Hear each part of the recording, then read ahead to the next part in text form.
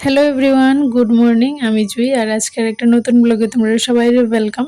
আর উইঠা দেখি উপর দিয়ে একদম শাক টাক কাটটা রেডি করে লাইতেছে। পুঁই শাক আর একটা কী শাক এটা আমি জানি না যদিও।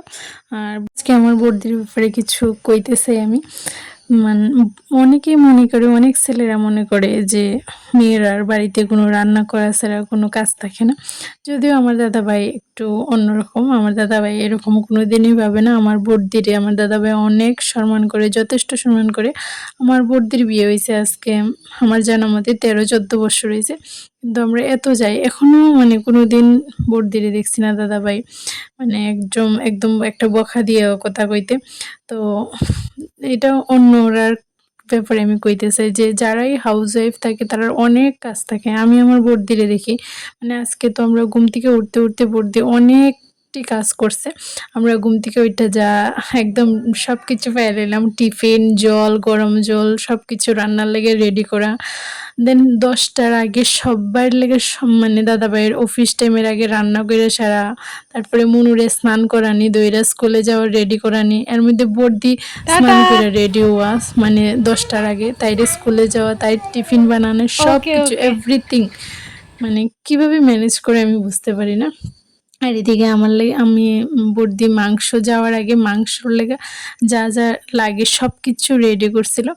দেন আমি মাংসটা একটু রান্না করছিলাম কারণ তাই অনেকটাই পরিশ্রম হয়ে যাবো। তারপরেও তাই বারবার কইতেছিল যে দে আমি রান্না করি, কিন্তু আমি না করছি যে না তুই যা স্কুলে, আমি রান্নাটা করবো। তাই সব কিছু রেডি করে দিয়ে লাইছিল। দেন এদিকে আমি মাংসটাও বয়ে দিছিলাম।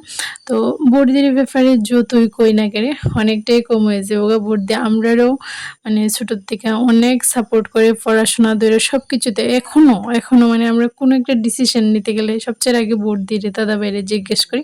আর এদিকে আরেকটা ইউনিক জিনিস হলো মনু যে স্কুলটার মধ্যে পড়ে, তো তারা বড়দি তারা গড়ে বইয়া দেখতে পারে যে কি করতেছে, মানে তাই রুমে বইয়া ক্লাস করতেছে কি ভালো করে, কি করতেছে টিফিন করতেছে নি বা মানে দুষ্টামি করতেছে নি সব কিছুই দেখতে পারে। আর এদিকে বড়দি একটু মানে স্কুলে ঢুকাইয়া তাইরে বাড়িতে আসলো, আয়া সব কিছু কাপড় টাপড় মানে ধুইয়া দিছে, মুছা দিছে। আমরা এটি নিয়ে ছাদে মিলাইলাম, আমরা ভাত খাইলাম। দেন আমরা একটা ভিডিও শুট করবো আমি আর শুনো, এটার লেগে রেডি হয়েছিলাম।